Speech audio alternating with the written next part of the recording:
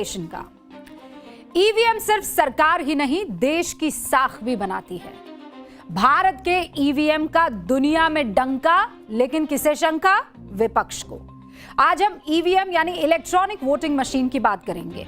आप कहेंगे भैया इसकी क्या जरूरत है, हौले हौले धीरे धीरे आगे बढ़ेंगे।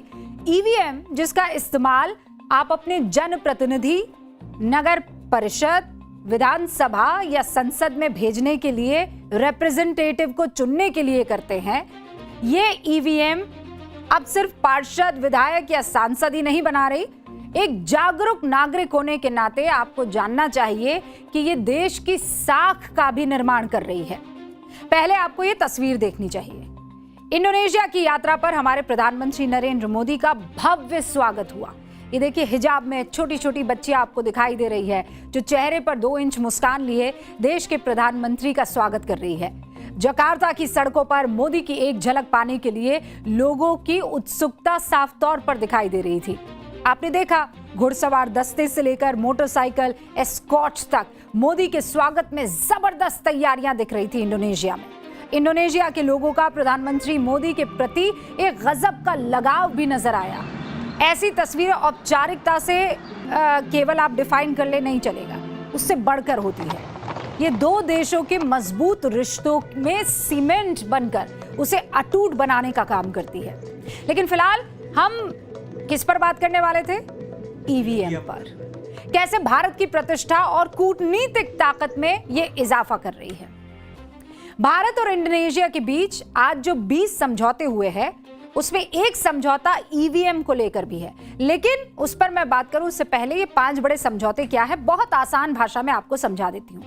पहला तो है ब्रह्मोस मिसाइल का, इसके बारे में आगे आपको डिटेल में बताऊंगी। दूसरा है गेहूं के बीज, मतलब ये जो गेहूं है, गेहूं के बीजों की सप्लाई जो भारत इंडोनेशिया को देगा। तीसरा है आईआईएम बेंगलुरु का इंडोनेशिया में कैंपस होगा। चौथा है मेडिकल प्रोडक्ट्स पर समझौता, जिसके तहत भारतीय दवाई और मेडिकल से जुड़े प्रोडक्ट्स, इक्विपमेंट्स इंडोनेशिया में पहुंचेंगे, उसकी मात्रा बढ़ेगी। पांचवा बहुत अहम है, जिसके बारे में अब बात करनी है, वो है दोनों देशों के चुनाव आयोगों के बीच MOU समझौता। इसमें भारत इंडोनेशिया के लिए इलेक्ट्रॉनिक वोटिंग मशीन बनाने में मदद करेगा। एक खास शब्द का इस्तेमाल किया, कोई बता सकता है? डेमोक्रेटिक सहयोग। हम डेमोक्रेटिक सहयोग को और मजबूत करने जा रहे हैं। इस शब्द के माने आप समझ रहे हैं?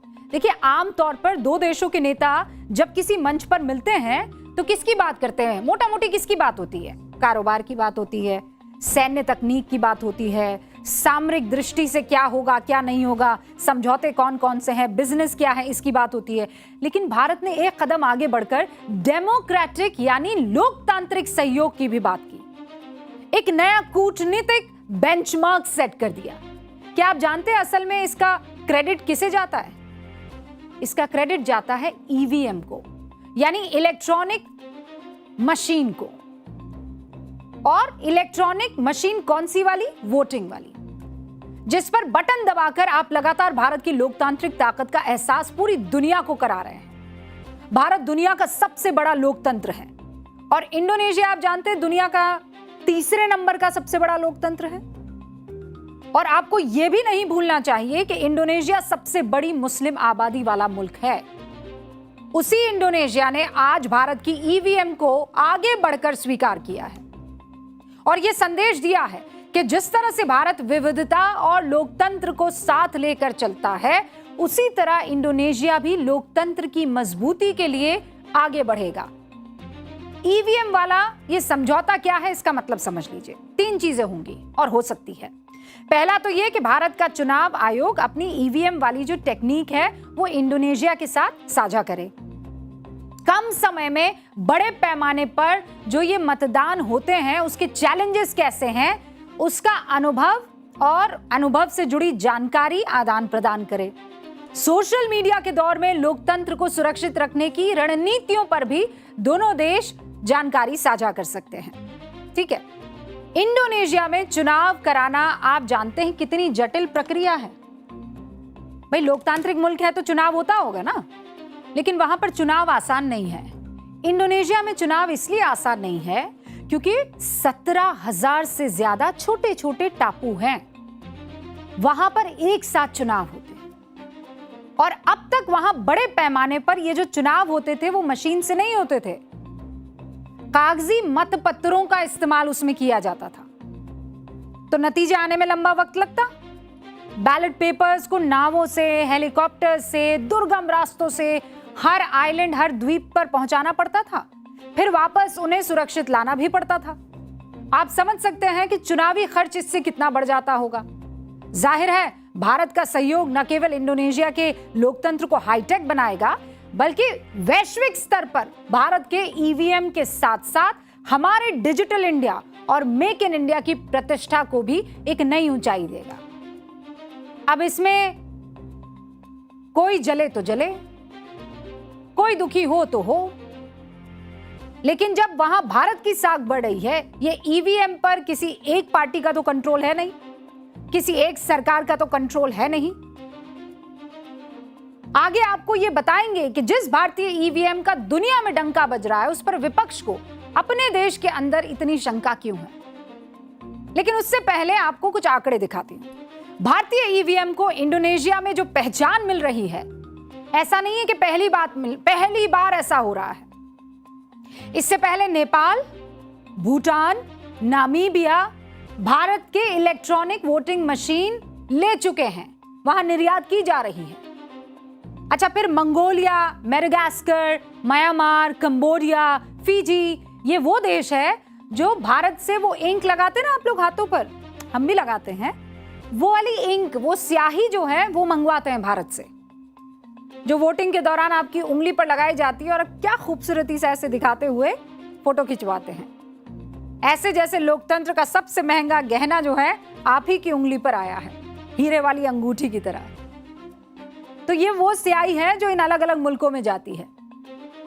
और सिर्फ ये नहीं कि जो इलेक्ट्रॉनिक वोटिंग मशीन है वो जा रही है और स्याही जा रही है, हमारे बहुत सारे अधिकारी, चुनाव आयोग के बहुत सारे जो अधिकारी हैं, कई देशों में जाते हैं, उनको ट्रेनिंग देकर आते हैं।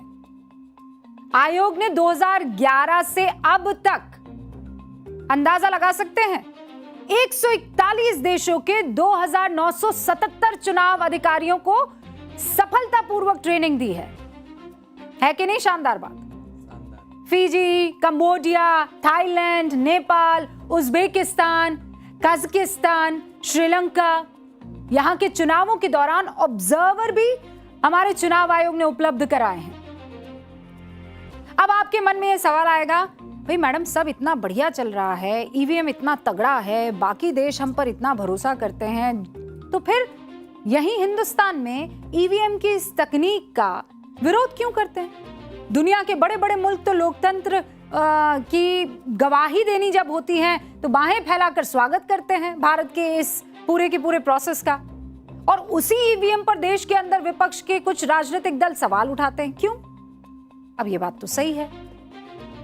कुछ आरोपों की लिस्ट भी आपके सामने रख देती हूं ताकि आपकी याद ताजा हो जाए। हालांकि मुझे पता है कि आप लोग बड़े इंटेलिजेंट हैं।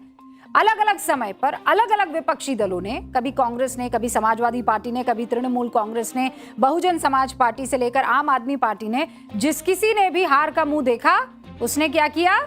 ईवीएम को आगे लाया। क्या क्या आरोप लगाया उसकी लिस्ट आप देख रहे हैं। कभी कहा गया कि सीक्रेट कोड के जरिए ईवीएम से छेड़छाड़ होती है, कभी आरोप लगा बटन किसी का दबाओ वोट बीजेपी को जाता है, कभी किसी पार्टी ने कहा कि ईवीएम का सिस्टम तो पारदर्शी है ही नहीं, कभी आरोप लगे कि ईवीएम के जरिए वोटों में बड़ी धांधली हो रही है। यह कहकर भी इलेक्ट्रॉनिक वोटिंग मशीन की बदनामी की गई कि एक्सपर्ट की मदद से मशीन की चिप में गड़बड़ी की जाती है ताकि वोट का फायदा मिले। वैसे 2024 के चुनाव के बाद विपक्षी गठबंधन से ही एनसीपी के शरद पवार, नेशनल कॉन्फ्रेंस के फारूक अब्दुल्ला, उमर अब्दुल्ला, कई ऐसे बड़े लीडर थे जिनके सुर बदले क्योंकि जीते।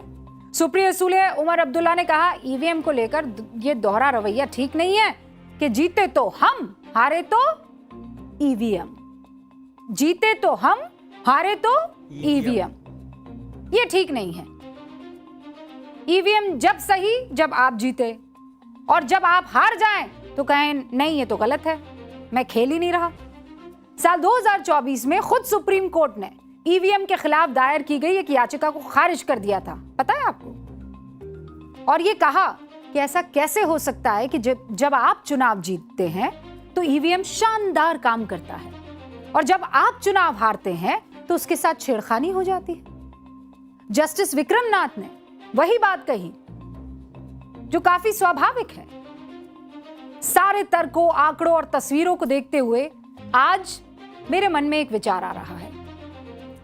देश की तरक्की में रुचि रखने वाले भारत के हर नागरिक से मैं ये कहना चाहूंगी, हमारे देश में करीब 97 करोड़ मतदाता है। देखा जाए तो दुनिया के किसी भी देश में इतने बड़े पैमाने पर और इतने सॉलिड तरीके से डिजिटल वोटिंग नहीं होती है। अमेरिका जैसे विकसित देश भी मतपत्रों यानी बैलेट पेपर से ही वोटिंग करवाते हैं और जलते हैं हमको देखकर। आज आप कह सकते हैं कि जिस तरह किसी देश के रसूख का या उसके रसूख को उसके पासपोर्ट की रैंकिंग से मापा जाता है, उसी तर्ज पर अगर कभी ईवीएम तकनीक और डेमोक्रेटिक मैनेजमेंट के लिए ग्लोबल इंडेक्स तैयार होगा तो हैरान मत होइएगा, भारत इस ग्लोबल पोलिंग इंडेक्स में अव्वल और टॉप पर होगा। अब आगे बढ़ते हैं, लेकिन रहेंगे वहीं, कहां? जहां अभी प्रधानमंत्री है। प्रधानमंत्री कहां है? इंडोनेशिया में।